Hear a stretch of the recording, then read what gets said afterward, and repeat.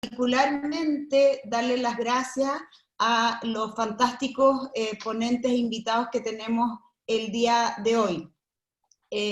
Voy a hacer, la verdad, una muy pequeña presentación de ellos, porque explicarles su excelente currículum implicaría que gastase la mayor parte del tiempo en aquello, así que voy a darles solamente algunos datos de quiénes son estos fantásticos invitados. En primer lugar, Carolina Marín Pedreño, además de ser una maravillosa amiga española, abogada de Murcia, pero también abogada y con facultad para ejercer en Inglaterra, es colegiada del Ilustre Colegio de Abogados de Murcia, y me parece en particular destacable, siendo ella española, es presidenta del England and Wales Law Society. Es socia del estudio Dawson Cromwell en Londres desde el año 2009. Además también tiene formación como abogada colaborativa, es reconocida ampliamente a nivel internacional como una de las mayores expertas que existen en este momento en materia de sustracción internacional. Es autora del libro que particularmente estimo un libro absolutamente imprescindible para cualquiera que quiera ejercer en esta materia y que quiera tener conocimiento al respecto, que se denomina Sustracción Internacional de Menores y el proceso legal para la restitución del menor, cuyo prólogo está firmado por el juez de enlace para España, don Francisco Javier Forcada Miranda, que también es una autoridad en la materia. Ella, Carolina Marín, ha sido asignada como experta para el proyecto de la Comisión Europea Voice, sobre la voz del menor en los procesos de sustracción de menores, que es un tema muy interesante que también vamos a tocar hoy.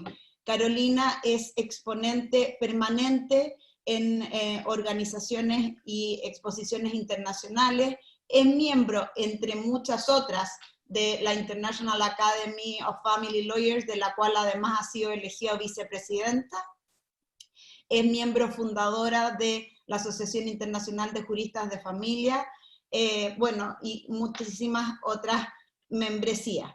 Respecto de Daniel Treca, muy bienvenido Daniel, muchas gracias por aceptar estar hoy día con nosotros. Daniel es doctor en Derecho y Ciencias Sociales de la Universidad de la República, es profesor de grado y posgrado en las carreras de abogacía y notariado en la Cátedra de Derecho Internacional Privado de la misma Universidad de la República de Uruguay, es también profesor de la Universidad de la Empresa de Uruguay, es profesor ayudante del Instituto Uruguayo de Derecho Internacional Privado. Su título es bastante más largo, pero para que los amigos chilenos y en general entendamos todo, es la autoridad central en Uruguay, es el delegado uruguayo además para la autoridad central ante la OEA, el Mercosur, la Conferencia de la Haya de Derecho Internacional Privada y la Red Iberoamericana de Cooperación Jurídica. Y finalmente, last but not least, nuestro asociado de la Asociación de Abogados de Familia, grandísimo amigo Juan Francisco Sarricueta Baeza, el peor contrincante que le puede tocar a uno cuando se trata de un caso de sustracción en Chile, es especialista, por cierto, en materias de sustracción, porque fue jefe de la Autoridad Central de Chile para la aplicación del Convenio de La Haya de 1980 por casi 10 años, y no temo equivocarme en decir probablemente quien ha llevado más casos de sustracción y quien ha tenido que representar a más personas en dicha situación. Para los abogados extranjeros, hacerles presente que Chile, en cumplimiento de la Convención de La Haya, provee asistencia gratuita a quienes solicitan la aplicación del convenio, y por lo tanto la autoridad central realmente no solo tiene una gran labor administrativa, sino que también como litigante, la cual fue desempeñada, como digo, por Juan Francisco por mucho tiempo. Es diplomado en Derechos Humanos en la London School of Economics y es coautor del libro Sustracción Internacional de Niños, Niñas y Adolescentes, Análisis, Normativa y Jurisprudencia, publicado en Chile. Después de estos impresionantes currículums, voy a partir este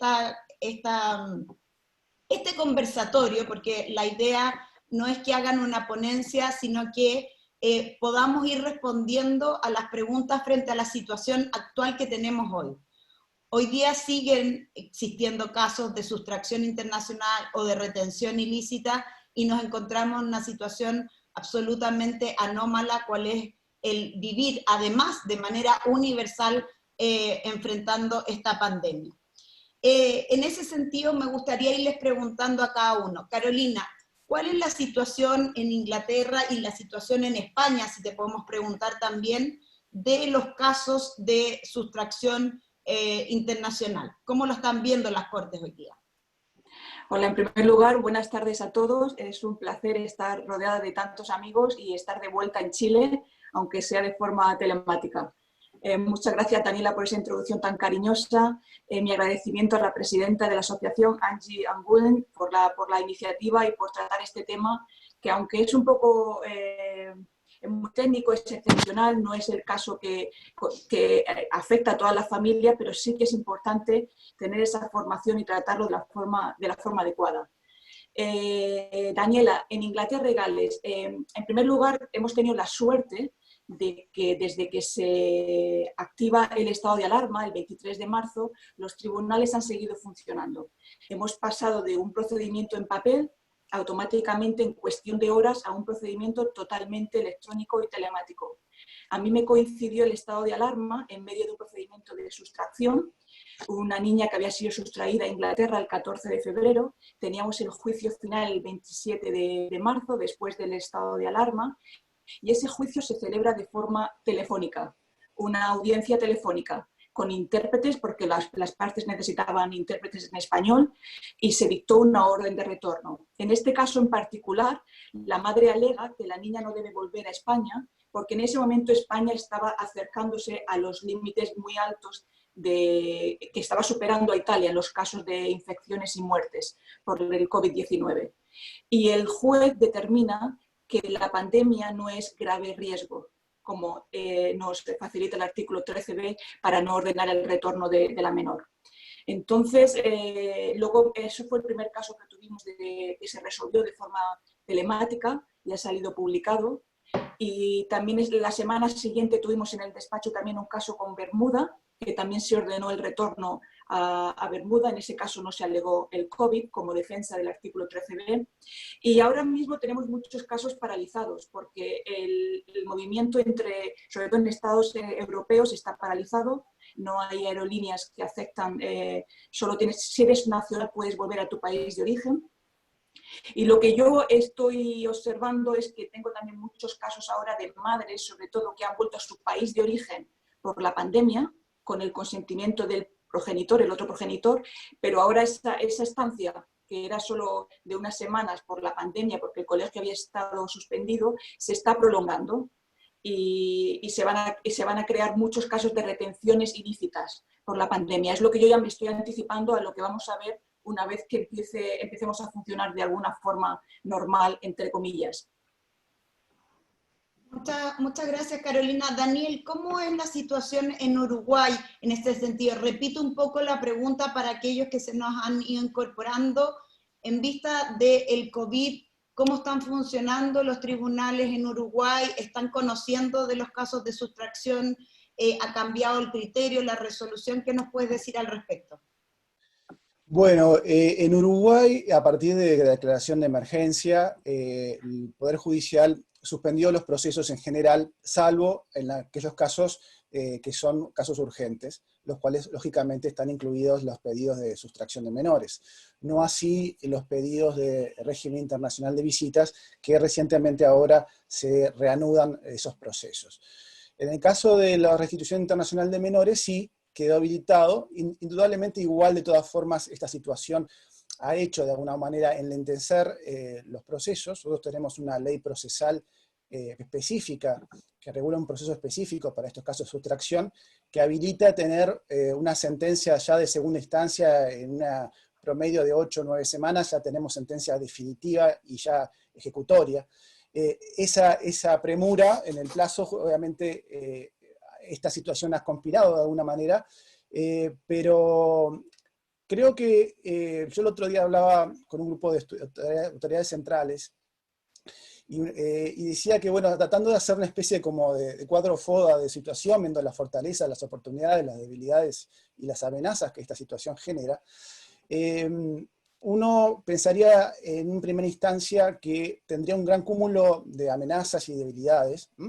Sin embargo, se abre ciertas oportunidades. Es difícil hablar de oportunidades cuando estamos hablando de una pandemia, pero son ciertamente esta situación donde nos ha hecho volcar en forma global a tener que, por ejemplo, utilizar mucho más los sistemas electrónicos. Recién Carolina decía que pasaba de expedientes en formato papel a telemático de un día para el otro, y nos hemos tenido que adaptar a eso.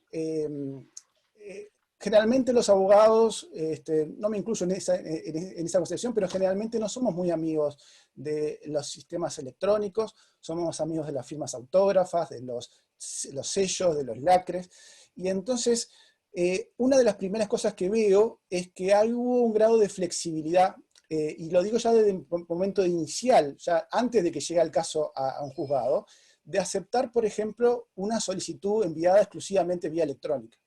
Hay muchos países que al día de hoy se resisten a poder iniciar siquiera un proceso si no reciben en papel toda la documentación en original, ¿no? Y teniendo quizás los correos físicos bloqueados, justamente porque están bloqueadas también las comunicaciones aéreas, eso genera una frustración en el inicio siquiera del proceso, porque puede tardar meses en poder llegar físicamente un papel.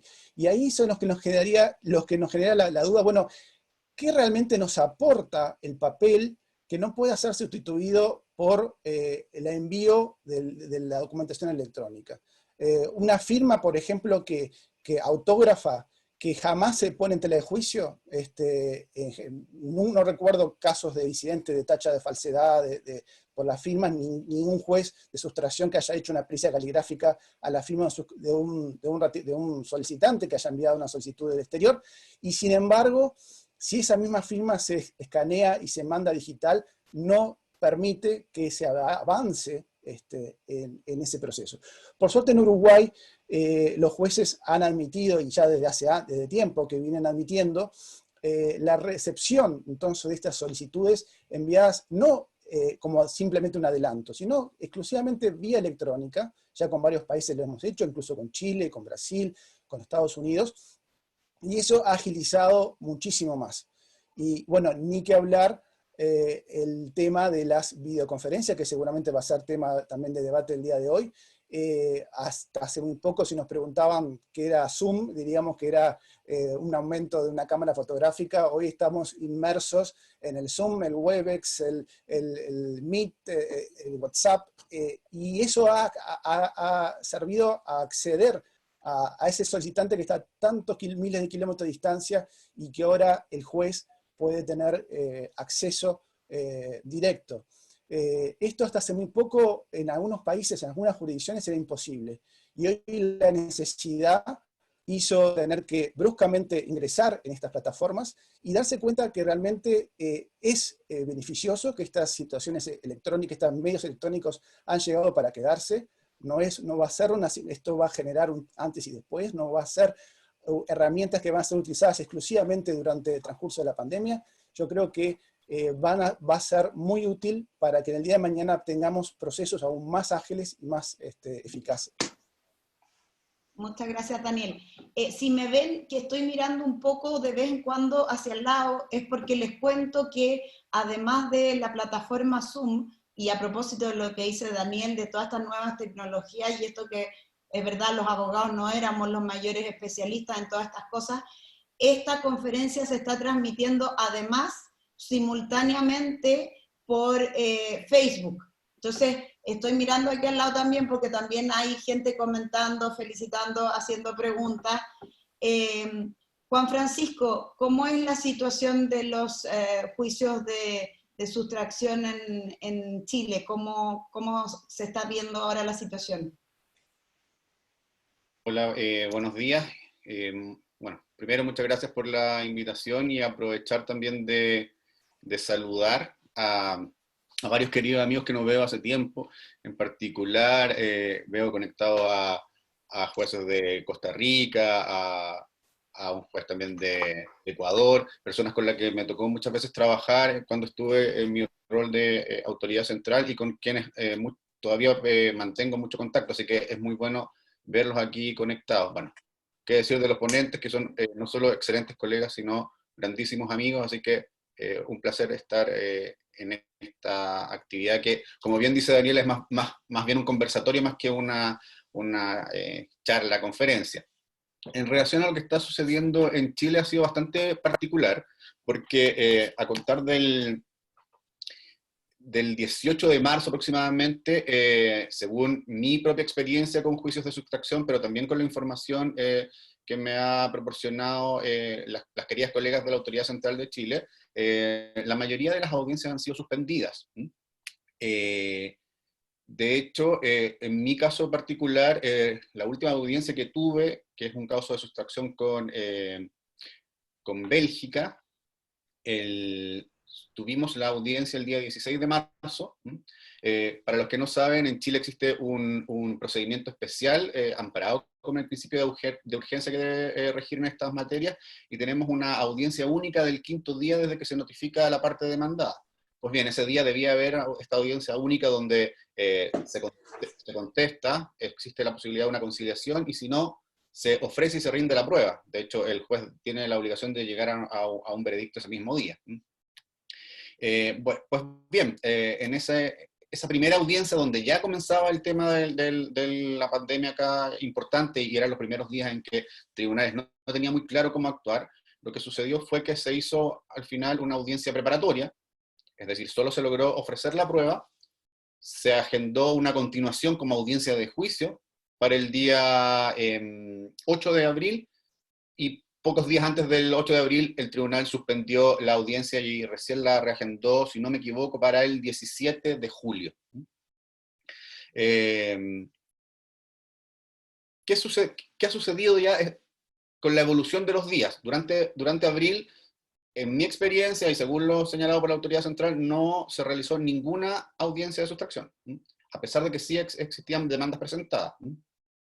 Y durante mayo se realizaron 2 audiencias presenciales, una el 4 de mayo, si no me equivoco, y otra la semana pasada, el día 13, que fue muy excepcional, porque efectivamente los tribunales funcionaron específicamente ese día, cada uno de esos días, para la realización de una única audiencia, que fue esta audiencia de sustracción, donde estuvieron presentes solo la magistrado a cargo, el curador ad litem, un consejero técnico, los abogados de las partes y la parte demandada, porque el abogado de la parte requerente se encontraba fuera de Chile. Si me permiten un segundo, quisiera mostrarles una fotografía que fue tomada por la magistrada a cargo de la audiencia, donde se refleja precisamente que está el encargado de acta, la abogada de la Autoridad Central, el abogado de la parte requerida, la requerida, y el curador ad litem. Así han habido solo 2 audiencias. Y ahora, tribunales de Santiago al menos han comenzado a fijar audiencias a través del sistema Zoom, pero siempre preguntándole a las partes si tienen los medios tecnológicos suficientes para llevar a cabo dicha audiencia. De hecho, hoy día, las colegas de la Autoridad Central tenían 2 audiencias, una hoy en la mañana, pero me acaban de informar que finalmente se suspendió porque la parte demandada, a pesar de haber dicho originalmente que sí tenía los medios tecnológicos, finalmente señaló que hoy día no los tenía, así que la audiencia por Zoom se suspendió. Y Javiera Verdugo, que es la jefe de la autoridad central, me comenta que tiene una audiencia por Zoom hoy día a las 12:30. Así que es una noticia en desarrollo. En mi caso particular, como les comentaba, tengo recién fijadas audiencias pospuestas para julio. 17 de julio tengo una, y otra que es con un caso en Argentina es el 14 de julio. Por lo tanto, el principio de urgencia que rige estos procedimientos claramente con esta pandemia no se está pudiendo llevar a cabo, darle cumplimiento. Gracias, Juan Francisco. Me permito contarles también desde la experiencia personal. No estábamos de contraparte en ese, pero mi última audiencia de restitución internacional fue el día 18 de marzo. Para los abogados extranjeros, recién con fecha 2 de abril, en Chile se dictó una ley que suspendió los plazos de prescripción y autorizó a la Corte Suprema para la suspensión o reagendamiento de audiencia, pero también le impuso la obligación a los tribunales de llevar a cabo audiencias en aquellos casos urgentes que, como bien decía Juan Francisco, desde la perspectiva de la ley era absolutamente indefinido. Luego la Corte Suprema, a través de un acta o auto acordado, aclaró más cuáles eran aquellas materias urgentes, y efectivamente los de sustracción internacional o los procedimientos de la Convención de La Haya están considerados entre aquellas materias urgentes, donde entonces la regla general o la orden es que deben darse esas audiencias. Efectivamente, como bien señala Juan Francisco, es difícil porque la ley también impone como límite que se respete el principio de la contradictoriedad, y entonces, y del debido proceso. Si alguna de las partes alegase que no se está respetando, por cierto, eso va a ser un obstáculo, y como hemos conversado varios de los que están acá presentes en las distintas conferencias, estos son noticias en evolución. Nadie estaba preparado para esto, esto nunca había sucedido, y todos los sistemas de justicia y todos los estados están reaccionando, implementando medidas todo el tiempo. En la audiencia que me tocó el 18 de marzo tenía la particularidad que era una audiencia para establecer las formas del retorno. La sentencia definitiva ya estaba dictada. Y entonces ahí lo conecto un poco con lo que ha dicho Carolina Marín. En medio de esta pandemia podemos tener una sentencia de retorno, pero nos enfrentamos a un montón de problemas prácticos, y entonces a la ya dificultad propia de un procedimiento de sustracción o retención ilícita le sumamos eso. En tu experiencia, Carolina, respecto de la forma de llevarse a cabo el juicio, ¿está siendo presencial como mostró Juan Francisco en la imagen? ¿Se está haciendo por video? ¿Cómo lo están haciendo? ¿Me oís? Sí. Está siendo todo de forma telemática, no estamos teniendo ningún juicio presencial. Solo se están llevando a cabo juicios presenciales en casos muy excepcionales, cuando hay niños en acogida o puestos en adopción, y siempre y cuando el juez lo decida, pero son los mínimos. Todos los casos de sustracción de forma telemática, el juez elige la plataforma, si quiere Microsoft Teams, si quiere Zoom, si quiere que sea telefónica. Y veo una pregunta que es que cómo están, ahora vamos a pasar a las preguntas, pero sí que es clave lo de cómo se hace el assessment del niño durante el procedimiento. Se está llevando también a cabo de forma remota. Entonces, hasta el momento nadie ha alegado que esa forma remota no sea la forma adecuada de presentar la opinión del niño ante el juez. Entonces, la verdad que en la profesión aquí en Inglaterra todos nos estamos adaptando a las limitaciones que tenemos, porque creemos que es mucho más importante y hay que darle más prioridad al acceso a la justicia que a ningún otro principio. Y la mayoría, como digo, en ningún momento se han llegado a suspender porque una de las partes no tenga, por ejemplo, acceso a teléfono o no tenga acceso a videoconferencia. Siempre se le facilita antes por el oficial de la Corte a esa parte cómo conectarse y cómo participar. Gracias, Carolina. Daniel. Bueno, creo que en esto hay un consenso, no hay obviamente un manual a seguir, lo estamos como que a medida que va, esa información lo vamos viendo a medida que va pasando el tiempo, la mejor forma de hacerlo. De momento están siendo en forma presencial, lo que tenemos previsto, tenemos una audiencia prevista para la semana que viene y está previsto hacerlo de forma presencial. Sí, obviamente procurando a través de forma telemática la presencia del solicitante en extranjero, lo cual nuevamente en muchos casos resulta muy dificultoso. Sí, lo que se pretende es que haya alguien de una autoridad en el otro estado que de alguna forma garantice la identidad de la persona que aparece en pantalla, ¿no? En este caso concreto, cuando se le solicitó a ese país en concreto cuánto tiempo demoraría para que una autoridad se podía presentar ante una autoridad y de forma que acredite su identidad, nos dijeron que tardaría un año. Bueno, obviamente que eso imposibilita la posibilidad de que esa persona pueda participar siempre y cuando el juez opte por esta modalidad de que haga la videoconferencia teniendo, por ejemplo, un juez en la otra parte, ¿no? Un juez en el estado requerido.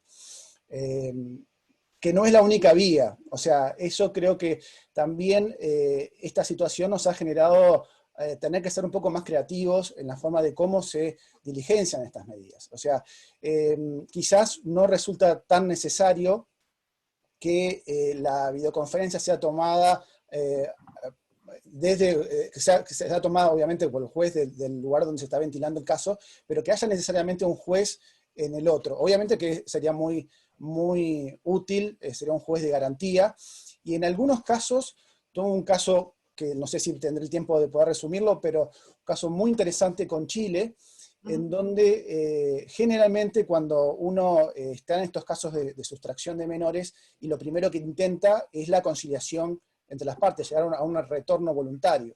Y en estos acuerdos, generalmente, se pone en la mesa del acuerdo temas que no están en la jurisdicción del juez de la restitución. O sea, por ejemplo, la parte sustractora dice, bueno, yo acuerdo volver, pero quiero tener la custodia de mis hijos, quiero que me pasen alimentos, quiero que el régimen de visitas que va a tener el padre en el país sea de tal o cual manera. Extremos que no tiene competencia para homologar ese acuerdo el juez del lugar de la restitución. Porque el juez del lugar de la restitución tiene una competencia muy limitada a decidir si hubo o no hubo un traslado de retención ilícita y si corresponde o no su retorno, pero no decidir con qué padre deba convivir o qué alimentos debe prestar. Entonces, ahí sí, si en el otro país no es parte, por ejemplo, del convenio 96, y entonces el juez de la restitución no puede asumir, aunque sea una jurisdicción de urgencia para tomar una medida provisional con efecto extraterritorial, ahí sí es útil que poder entablar esta videoconferencia entre dos jueces, esas las llamadas audiencias multijurisdiccionales, que son, audiencias multijurisdiccionales en general no es una novedad, siempre cuando hay un pedido de cooperación de un país a otro, por ejemplo, en un pedido de información de un testigo, el juez requerente le manda un interrogatorio y el juez requerido se lo toma. Pero en este caso, sería, en este caso que acabo de decir, serían dos jueces actuando al servicio de un solo proceso. Pero estas audiencias multijurisdiccionales son dos jueces con competencia originaria en aspectos distintos, pero conexos. Entonces, en este caso que hubo con Chile, se pudo llevar a un acuerdo, estando el juez de la restitución, pero estando también presente el juez de residencia habitual, que se le puede resolver sus cuestiones de custodia, y se llegó a un acuerdo que fue homologado en las dos sedes simultáneamente, y que cada sede homologó la cuota aparte que le corresponde a su competencia. El juez de la restitución homologó el convenio en lo que tiene que ver con la sustracción, y se terminó el proceso, y el juez de Chile homologó el convenio con lo que tiene que ver con el derecho de custodia. Esa forma garantiza que, por ejemplo, un menor pueda retornar, pero ya sabiendo de que ese acuerdo va a ser respetado, porque de otra forma, si hubiera sido homologado exclusivamente ante el juez de la sustracción, sería una sentencia extranjera que luego se pretendía reconocer en Chile, y esa sentencia podría no pasar el exequatur porque el juez que lo homologó no tenía jurisdicción internacional para resolver sobre cuestiones de derecho de fondo, de derecho de custodia. En este caso no habría problema porque el niño ingresa ya con una sentencia chilena que le otorgó la custodia personal efectiva, nosotros llamamos la tenencia, a uno de los padres, y entonces ya sabe que no hay que empezar ningún proceso de exequatur porque es el cumplimiento de la sentencia nacional. Ahí sí, que exista entonces de ambos lados un juez presente, resulta en estos casos donde haya acuerdos, y acuerdos que no solamente involucre el tema de la sustracción, sino que vayan un poquito más allá, resulta muy útil. Pero a veces si simplemente lo que yo quiero es recolectar y tener una comunicación directa con la parte solicitante, bueno, quizá no sea necesario, y pedir que haya un juez interviniente me llevaría mucho tiempo. Bueno, podría haber otras alternativas, como que la presencia, por ejemplo, ante la autoridad central de ese estado, o un cuerpo diplomático, o una jefatura de policía, o un organismo, una autoridad que por lo menos acredite que la persona que está diciendo ser tal cual es realmente quien dice ser, y no una persona, no sé, se puede prestar a mucha cosa cuando lo único que puede identificar a la persona es la parte demandada. Pero creo que garantizando mínimamente la identidad de la persona, ya con eso es un avance muy importante. Ya si llegamos a un estadio, y no me quiero extender demasiado, pero si ya es estadio donde podemos también tener y contar con la colaboración de un magistrado de la otra sede, sería ideal, ¿no? Gracias, Daniel. Efectivamente, creo que tocas un punto bastante interesante. Estos medios tecnológicos nos demuestran que, por ejemplo, en casos de sustracción o retención ilícita, magistrados de distintas jurisdicciones podrían estar mediante una plataforma como esta, conjuntamente tomando decisiones y buscando cooperaciones. Carolina Marín siempre menciona y recomienda en los casos de sustracción, esto de buscar las maneras previas, proporcionar las soluciones previas incluso al inicio del procedimiento. Me gustaría, Carolina, que nos comentes un poquito de eso, independiente de la pandemia, en general, cómo esas medidas de colaboración pueden ayudar sustancialmente en estos casos. Sí, como ha comentado Daniel, tenemos la suerte de que la Conferencia de La Haya ha puesto en pie esa comunicación judicial para jueces de enlace, y yo en mi experiencia veo que no se utiliza demasiado. Y este ejemplo que ha explicado Daniel es el ideal, de que un juez coja el teléfono y hable con otro juez de otra jurisdicción para ver cómo van a resolver ese caso, es la mejor solución, porque lo deja a él tranquilo de que va a mandar a ese niño a un sitio donde ya sabe que va a estar protegido porque un compañero de ese país lo está protegiendo. Como abogados podemos pedir esa comunicación, y es una pena que en la práctica se desconoce tanto ese tool, ¿no? Ese instrumento que tenemos. También hay que tener en cuenta que no todos los jueces de enlace son tan activos y tan pragmáticos como otros. Hay países que aún no han asignado un juez de enlace, pero ahí también nosotros como profesionales debemos de empezar a identificar en nuestros países quién podría ser juez de enlace y activar esa figura.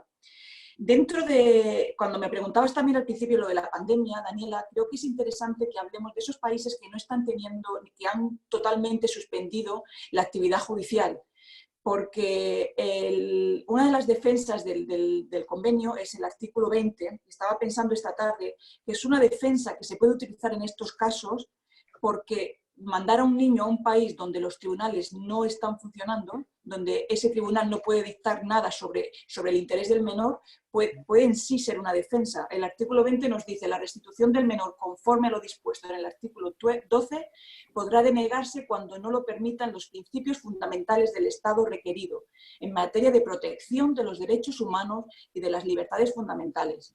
Entonces, nosotros como comunidad que nos dedicamos a esto, deberíamos de empezar a mencionar esto al Ministerio de Justicia de nuestros países, porque no tener en funcionamiento un sistema judicial per se ya nos está permitiendo que madres y padres utilicen este artículo como defensa.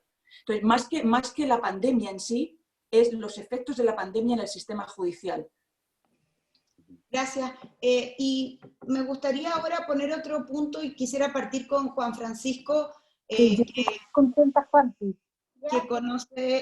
conoce las particularidades de nuestro sistema judicial, y es que dice relación también con el tema de la generación de pruebas. ¿A qué me refiero? En los casos de sustracción o de retención, es muy probable que sea necesario, por ejemplo, un informe de peritos, diríamos en Chile, o el informe de un experto. Y entonces la pandemia ya no solo va siendo un problema para la ejecución, probablemente de la audiencia, que como dice Carolina, en Inglaterra se está haciendo por vía telemática, como dice Daniel, se están haciendo en forma presencial, pero podría ser una defensa, o qué inconvenientes ven, y en eso te pregunto, Juan Francisco, respecto a la posibilidad, por ejemplo, ya sea de preparar un informe de perito o de la declaración misma de ese informe en las circunstancias actuales. Sí. Gracias. Mira, justo antes de contestarte eso, quería como de alguna manera también compartir mi experiencia en relación a la importancia de las comunicaciones judiciales directas, que es lo que se denomina en materia de sustracción, esta colaboración que hay entre los jueces de enlace o los jueces de enlace que a su vez conectan con jueces internos. En general, tiene razón Carolina, hay muchos magistrados, muchos jueces de enlace que lamentablemente no son tan activos en algunas jurisdicciones como sí lo son en otras. Pero cuando en mi experiencia ha tocado que algún juez, primero, que las partes solicitan la intervención, porque en general el juez de enlace, si no es a través de la solicitud que hace la autoridad central o los abogados intervinientes, no realiza ninguna actividad. Y que es absolutamente entendible, pero cuando sí lo han realizado ha resultado bastante buena en mi experiencia.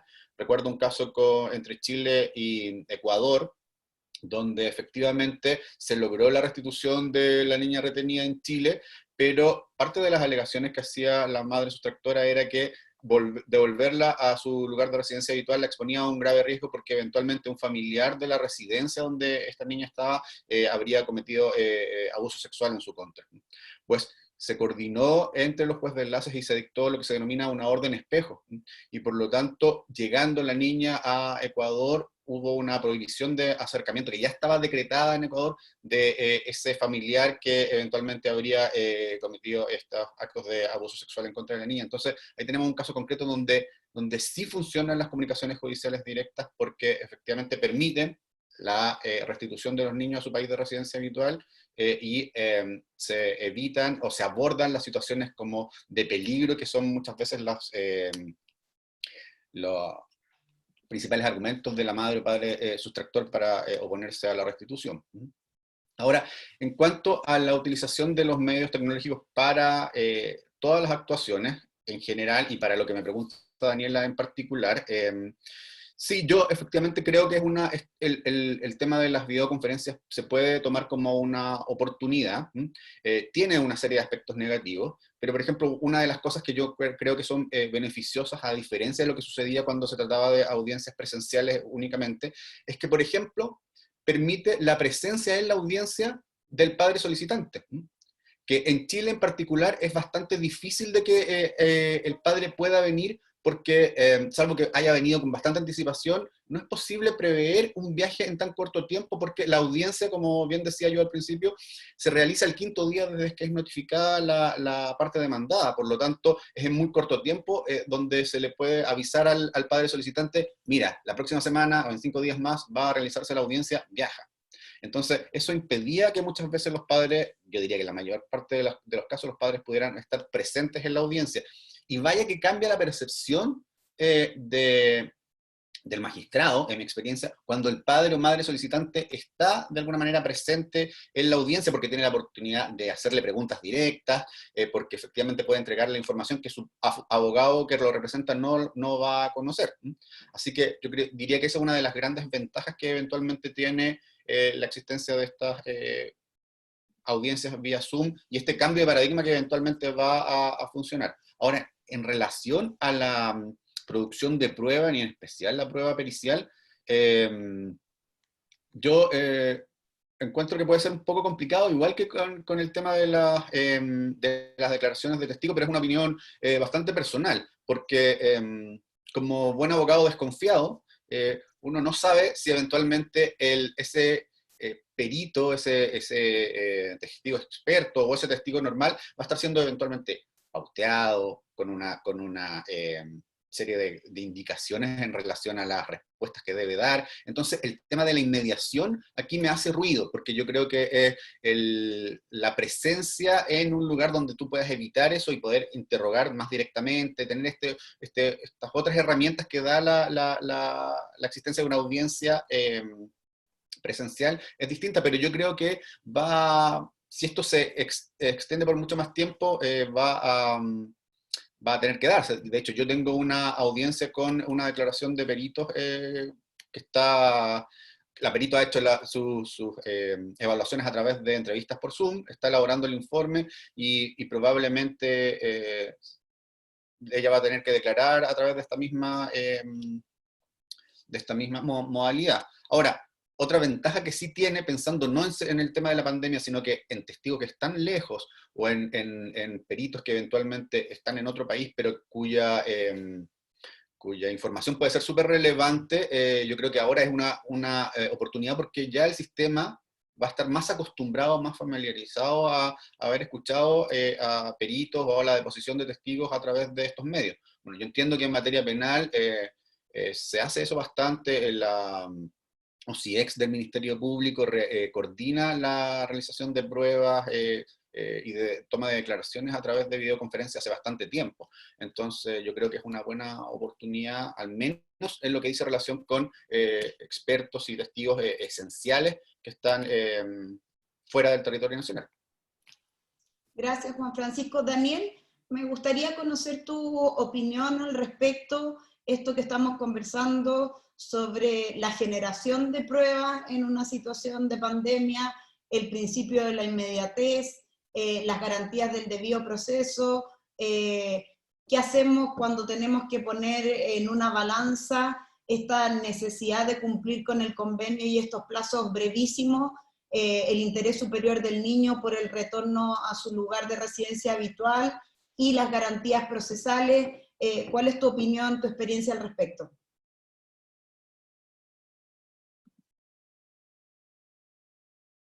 Ahora sí. Ahí sí. Como decía Juan Francisco, evidentemente que genera alguna inconveniente donde la inmediación no es la acostumbrada, no es lo mismo que tener al perito o al testigo en la sala de audiencia. Pero los juzgados están acostumbrados también en casos normales a enviar, en un caso normal, por ejemplo, enviar un interrogatorio, y entonces, si bien el principio de inmediación no lo va a tener sí el juez del estado requerido, pero que no esté interesado en la causa.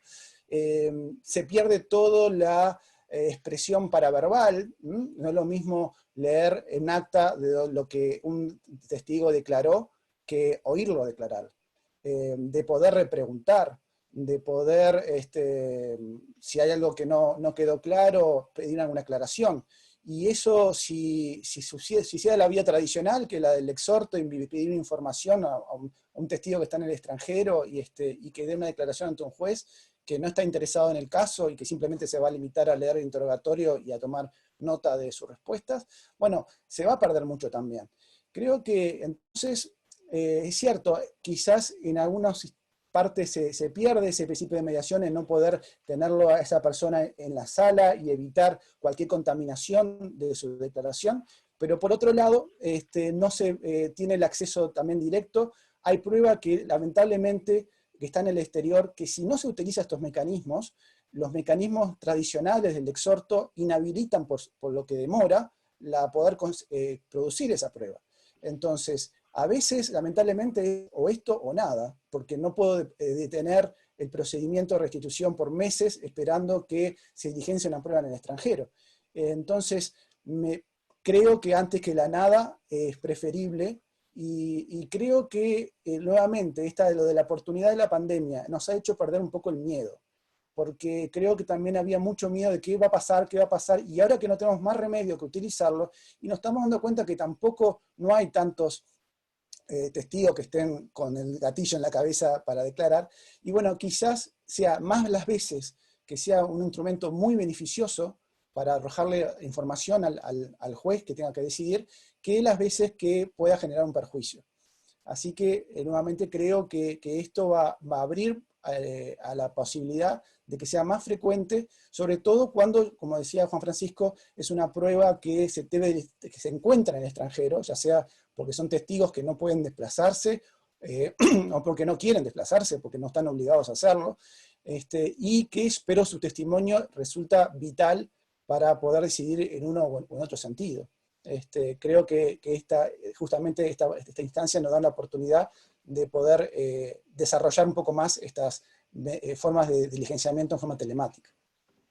Gracias, Daniel. Me gustaría tocar con nuestros ponentes un tema que me parece muy relevante, no solo en los casos de restitución. Creo que la situación de pandemia nos ha puesto a los abogados litigantes en una obligación de buscar formas alternativas para poder solucionar los problemas de nuestros representados. Y si bien los ADR o soluciones alternativas de resolución de conflictos han estado siempre sobre la mesa, por cierto, hoy día claramente cobran muchísima más vigencia cuando tenemos mayores impedimentos para acceder al sistema judicial. En Chile, y aprovecho de contestar una pregunta que hace nuestra querida Dilia desde República Dominicana, en Chile efectivamente los tribunales no han cerrado, y por lo tanto, como desde el año 2015 en Chile existe la ley de tramitación electrónica, los procedimientos se han mantenido en tramitación durante todo el tiempo. Lo que sucedió es que aquellas audiencias no urgentes pudieron ser reprogramadas y paulatinamente se han ido programando a través de videos, de Zoom, de Webex, etcétera, y como lo ilustró muy bien Juan Francisco, en algunos casos incluso se ha hecho en forma presencial cuando alguna de las partes estima que sus garantías no están siendo cubiertas si es que es por vía telemática y no presencialmente. Yo creo que Daniel después nos podrá contar en Uruguay cómo se están haciendo. Pero mi pregunta o mi tema para debatir es el siguiente. En materia de sustracción, las guías de buenas prácticas de la Convención de La Haya tienen un capítulo completo respecto a la mediación. En mi caso particular, con Juan Francisco y con una querida colega contradictora que está aquí presente, Claudia Parada, tuvimos el privilegio y la osadía, diría yo, de llevar a cabo un proceso de mediación en un caso de sustracción internacional, usando las guías de buenas prácticas y también asesorándonos con formatos de la International Academy of Family Lawyers respecto a la confidencialidad del proceso.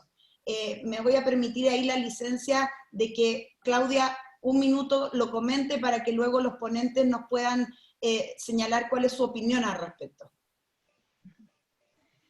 Gracias, me parece muy interesante el tema, muchísimas gracias, y sí, solo poder transmitir en el fondo lo fantástico que resultó, lo difícil que resultó, ¿no es cierto?, hacer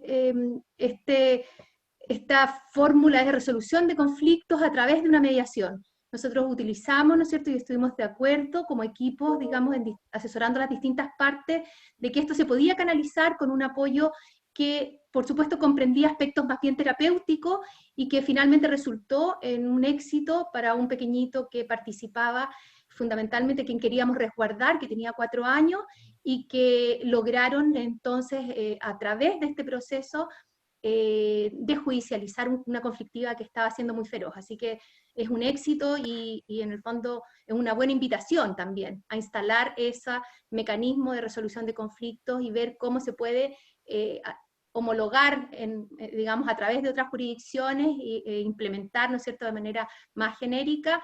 Invitación, ¿no es cierto?, también en la que apoyó muchísimo la magistrada en ese minuto, que garantizó y resguardó un acta, que finalmente fue una sentencia, que permitió dejar resguardados, a su vez, ¿no es cierto?, los derechos de esta familia. Así que sí, fue muy interesante. Gracias. Gracias.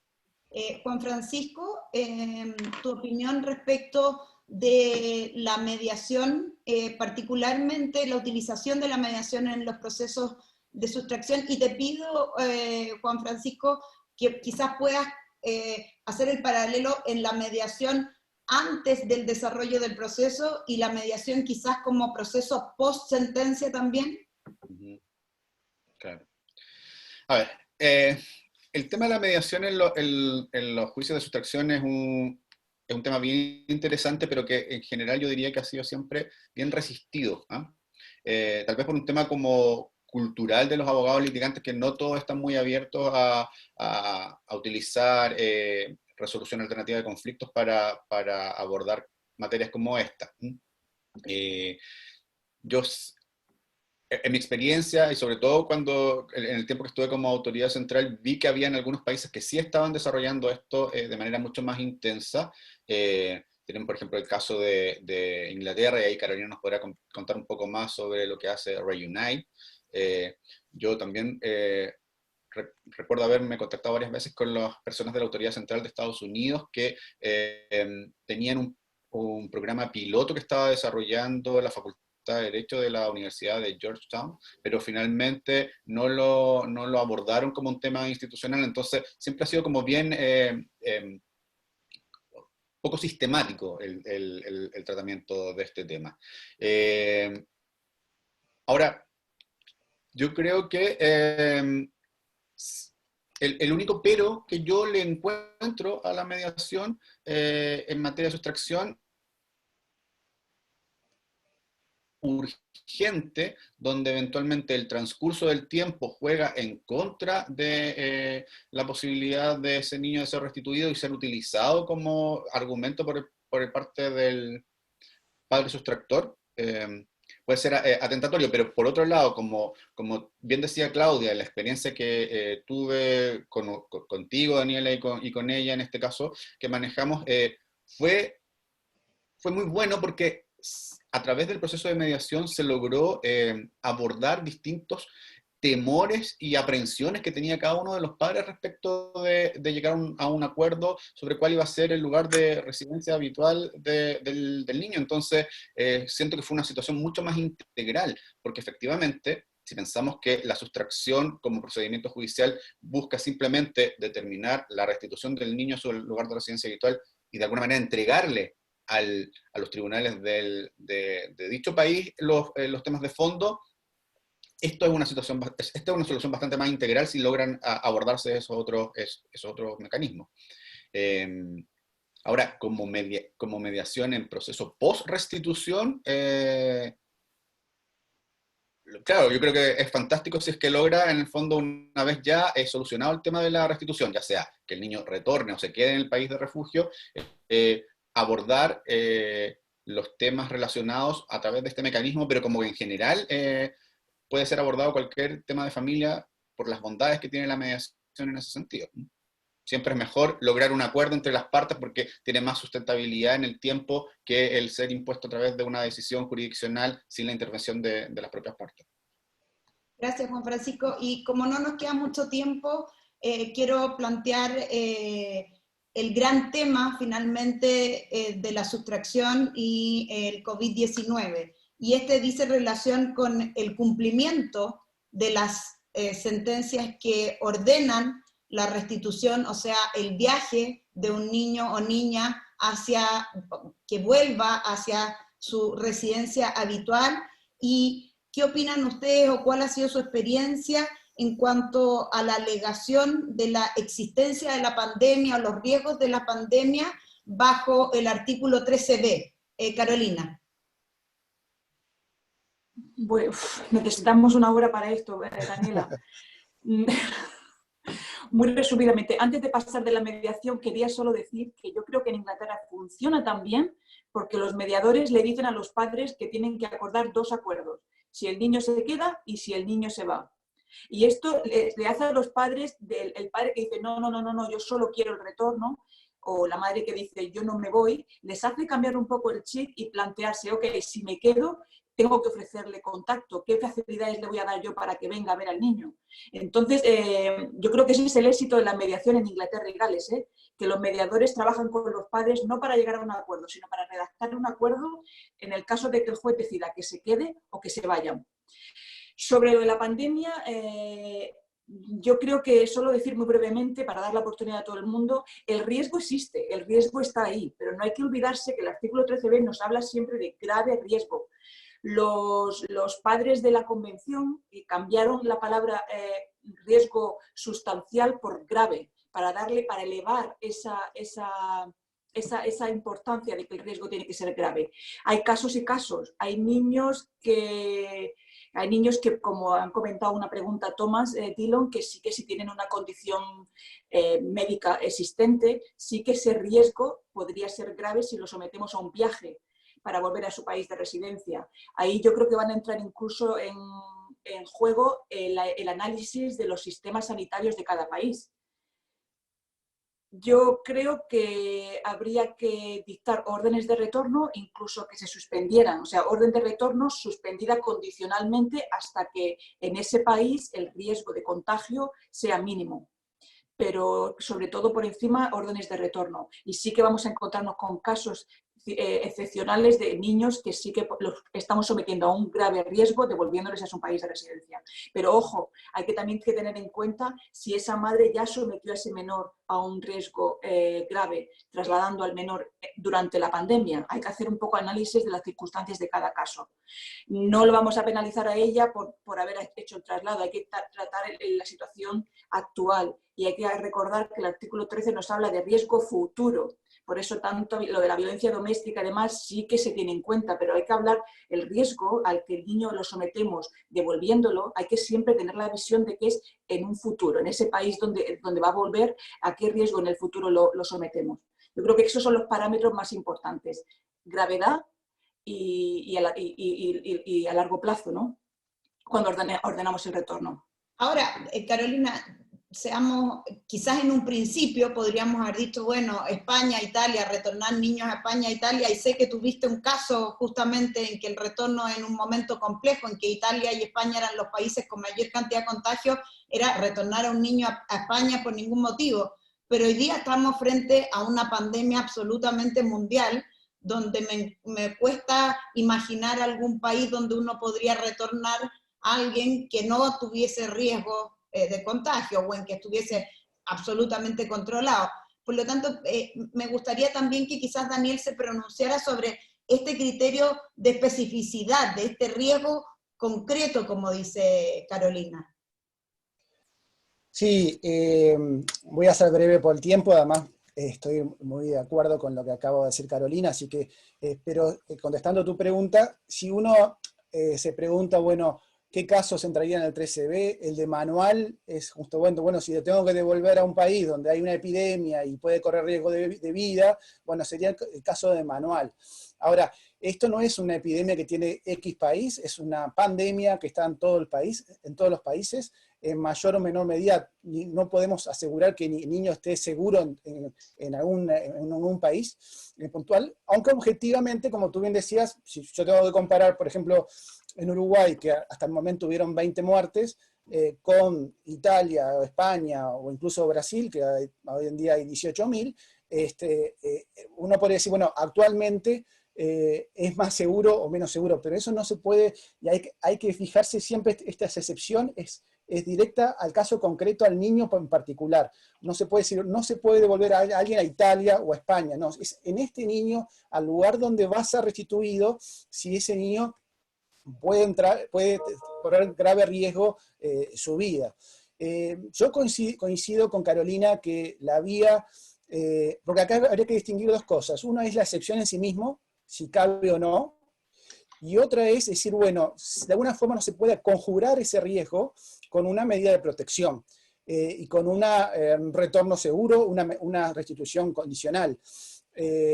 Si también, nuevamente, si somos parte también del convenio del 96, podremos articular quizás unas medidas de protección que habilite un retorno seguro. Pero lo más común, me imagino yo, en una etapa previa es decir, bueno, el riesgo existe actualmente, es previsible que en un futuro cercano, esperemos, la situación cambie para mejor. Entonces, condicionemos la efectiva entrega, el efectivo traslado, a que la situación sanitaria mejore.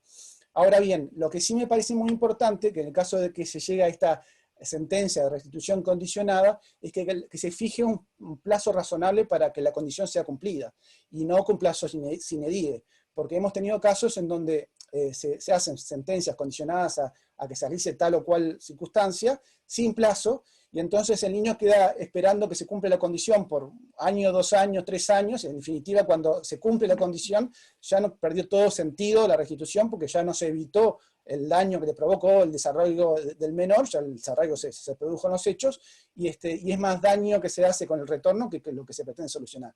Quiere decir que, si bien creo que una solución podría ser el retorno, si no se puede hacer un retorno seguro por algún mecanismo que garantice que el niño va a estar protegido en su salud durante el traslado en sí mismo, o si el lugar donde efectivamente va a ser trasladado, por ejemplo, es un lugar donde hay un foco infeccioso muy importante, bueno, poder condicionarlo, pero a que eso se solucione o que se efectivice, pero una condición también con un tiempo razonable.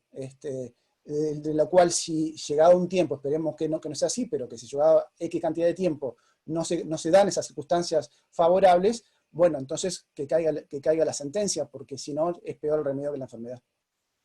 Gracias, Daniel. Hay un problema que plantea Andrea Navarro, querida colega de Chubut, Argentina, está también Patricia y Victoria Granillo desde Argentina, Victoria también fue autoridad central, gran experta desde la Argentina, y plantean la situación de países que tienen las fronteras cerradas, que efectivamente puede existir una sentencia de retorno, pero tienen la frontera cerrada y por lo tanto, desde el punto de vista práctico, tampoco se puede llevar a cabo dicho retorno. En ese sentido, ¿qué soluciones estiman ustedes que existen? ¿Cómo se presentan en sus jurisdicciones las colaboraciones desde el área judicial, también con el área administrativa, con el área diplomática? Carolina. Sí, yo creo que como abogada yo primero consultaría con aerolíneas, según la nacionalidad de los niños. Aquí en Europa sí que están dejando a los niños que vuelven a su país de origen por nacionalidad. Y siempre que hay una orden judicial también dejan volar a menores. Entonces yo creo que lo del cierre de fronteras no es absoluto. Yo creo que yo haría esa consulta, ¿no?, con aerolíneas, a ver si sería posible volar. Si no, ya estamos hablando otra vez de una excepción del artículo 20, en el caso de que hubiese un cierre de fronteras. Juan Francisco. Sí, el tema del cierre de frontera efectivamente es un obstáculo bastante importante en estos momentos para el cumplimiento de las sentencias. Según la información que yo tengo en estos momentos, por ejemplo, la autoridad central tiene 5 casos donde ya hay sentencias que ordenan la restitución, que están firmes y ejecutoriadas, y no ha sido posible concretar la restitución precisamente por el tema del cierre de la frontera. Varios de esos casos son con niños colombianos, por ejemplo, que tienen un cierre de fronteras distinto al que tenemos en Chile. Yo entiendo que el cierre de fronteras de Colombia implica también la prohibición de entrada de incluso nacionales de ese país a territorio colombiano. Por lo tanto, hay una imposibilidad material. También entiendo un par de casos a países de Europa donde la escasez de vuelo ha sido el motivo para que impide de alguna manera el llevar a cabo el cumplimiento. Entonces, es un tema bastante complejo porque también tiene que ver con la evolución de esto día a día. Por ejemplo, ya están comenzando a algunos destinos a abrirse y a tener más vuelos, por ejemplo. Pero no sabemos qué va a pasar con el tema de países que tienen cierre completo, como Colombia. A la inversa, Chile tiene cierre de fronteras para todos los que no son nacionales o extranjeros con residencia. Y yo sé de un caso donde efectivamente una niña debía volver desde Europa, la niña era nacional, pero la madre no era nacional, tuvo alguna vez permanencia, pero esta ya no estaba vigente, por lo tanto estaba la paradoja de que podía volver solo la niña, pero no la madre. Entonces eso implicó que fuera el padre a buscar a la niña. Entonces hay una serie de problemas que se están dando en la práctica que no son muy fáciles de solucionar. En ese caso concreto yo sé que hubo intervención de las autoridades administrativas, en particular de las embajadas con Cancillería chilena, pero no ha habido una solución porque la autoridad migratoria no ha hecho una excepción a casos como ese. Entonces, efectivamente, hoy día puede convertirse en un problema importante. ¿Qué solución? Lo que dice Daniel, por ejemplo, que efectivamente se pueda postergar el cumplimiento, Carolina también creo que lo decía, el cumplimiento de las sentencias de restitución hasta que esto suceda, pero también pensando con un plazo razonable, porque si es hasta que esto esté completamente superado, eso pueden pasar, no sé, los expertos hablan de un año más, efectivamente, retornar a un niño después de tanto tiempo implica una nueva vulneración de sus derechos, así que de alguna manera la restitución ya después de pasado tanto tiempo no tiene mucho sentido. A mí me gustaría compartirle a los colegas, en vista de que a partir del año 2013 empiezo, creo que fue ahí, Carolina, cuando nos conocimos por primera vez en una conferencia respecto a la materia, y al menos para mí fue una emoción completa poder compartir panel con Robert Arenstein, el famoso abogado del caso Abbott versus Abbott. Ya sentarme al lado era como para aquel metalero, ¿no? Sentarme con su estrella de rock, y escucharlo y escuchar conceptos que en Chile en aquel entonces eran casi desconocidos, de Child's Voice en el proceso de sustracción, las metodologías, las órdenes espejo, tantas cosas, porque creo que efectivamente en los procesos de sustracción internacional, la aplicación de la Convención de La Haya nos desafía como abogados justamente a ser muchísimo más creativos nosotros como abogados que en la generalidad de los procedimientos. Y en este sentido les comparto una causa que actualmente estamos llevando nosotros, en que logramos que la autoridad diplomática del país que tiene que recibir al niño le otorgue a la madre, que no es ciudadana, el niño sí es, pero le otorgue a la madre un tratamiento específico para que pueda entrar, traspasar este cierre de fronteras y pueda entrar al país acompañando a este hijo cuyo retorno está ordenado. Entonces, efectivamente, la aplicación de estos procedimientos nos presenta esos desafíos. Me gustaría un minuto, ya terminando, darle la palabra a Patricia Williams de Argentina, que tiene una experiencia de compartirnos respecto a una causa que ella actualmente tiene. ¿Qué tal? Patricia. ¿Cómo están? Sí, como les estaba comentando en el chat, con Victoria Granillo Campo estamos llevando un caso de restitución internacional de un niño de Argentina a España.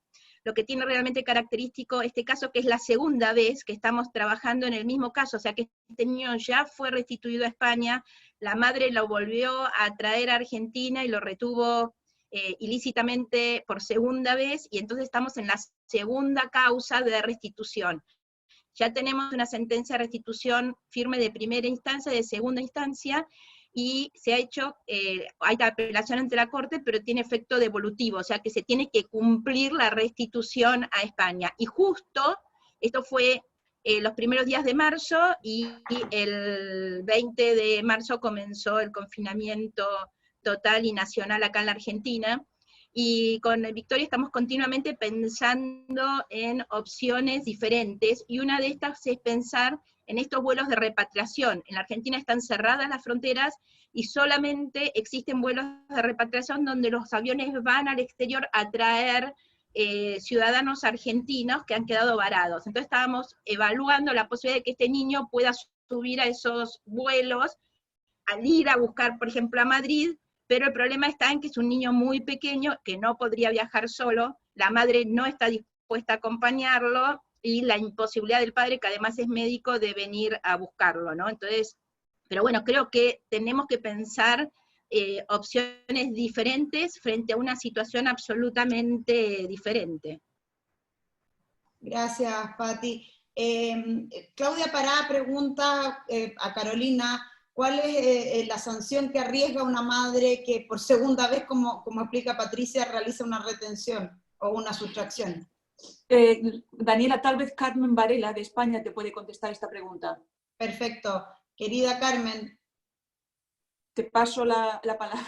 Ahí está. Hola, buenas tardes. Así sin aviso, Carolina Marín. Esto es un atraco a mano armada. Además, si me he conectado, me perdonáis un poco más tarde.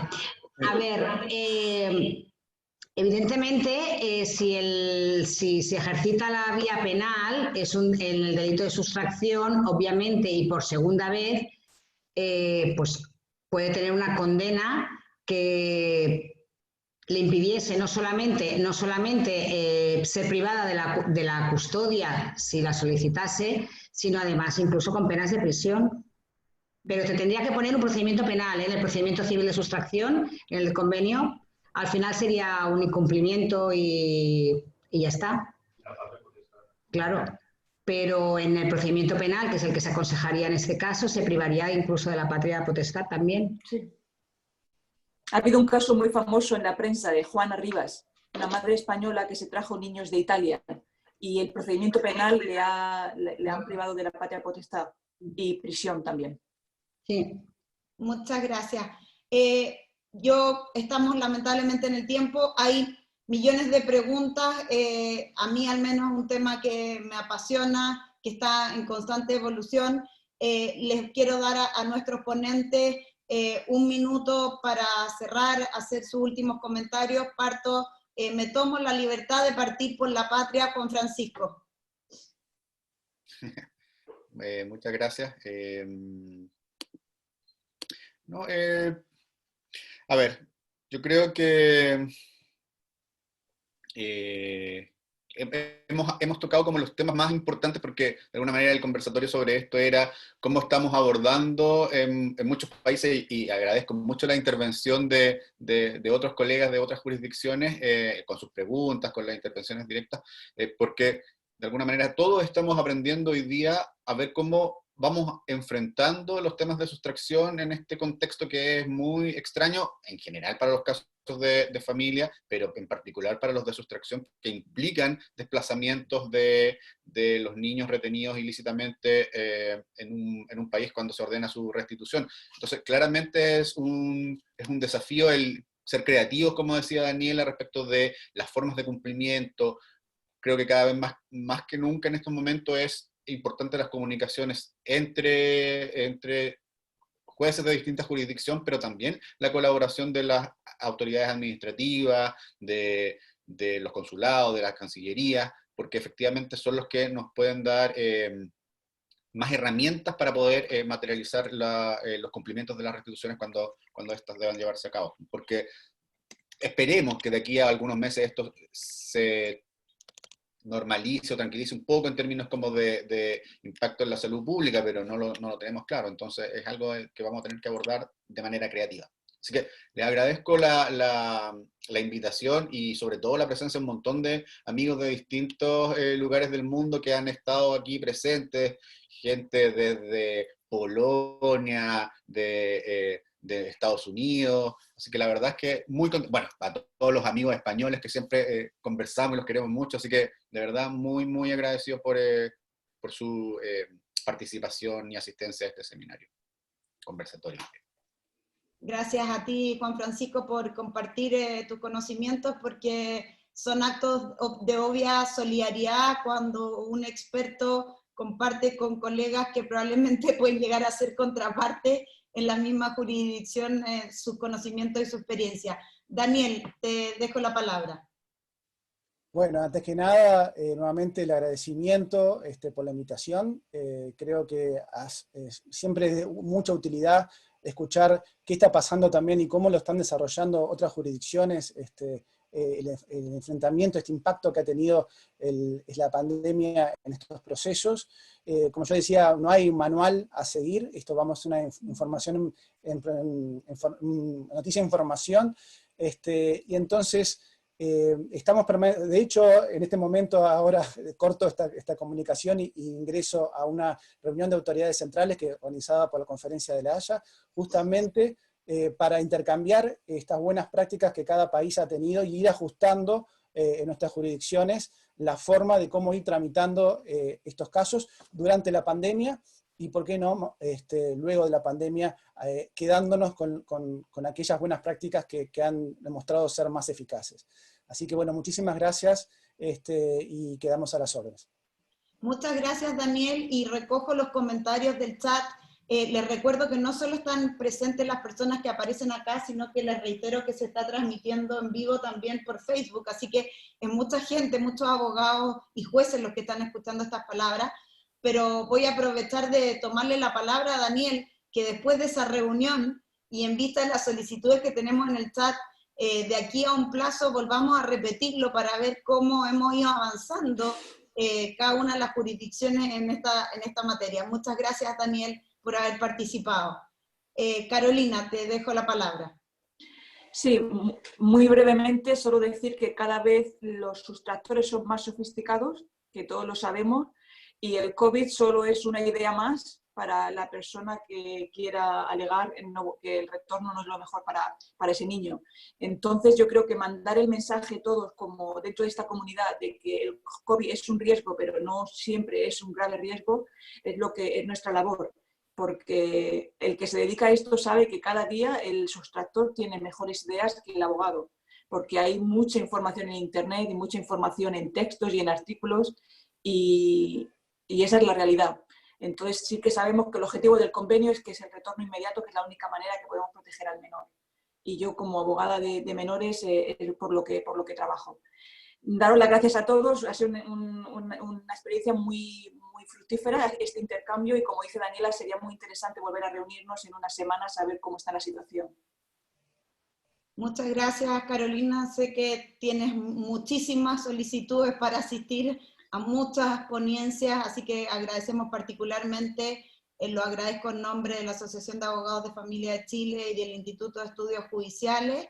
Me acabo de dar cuenta que tenemos a Mónica incluso desde Japón. Sí. La verdad es que la cantidad de jurisdicciones que tenemos representadas en este webinar es impresionante, y es muy emocionante ver cómo los abogados podemos estar conectados y podemos buscar mejores herramientas para ayudar a nuestros representados y particularmente a los niños y niñas afectadas. No puedo terminar sin agradecer a Jorge, que está de incógnito ahí, pero ha sido quien ha manejado toda la tecnología, a Bárbara Fadich y a Sara Rodríguez del Instituto de Estudios Judiciales, que fueron quienes pusieron toda la plataforma y la organización. Muchísimas gracias a todos, espero verlos a todos muy pronto. Adiós. Muchas gracias.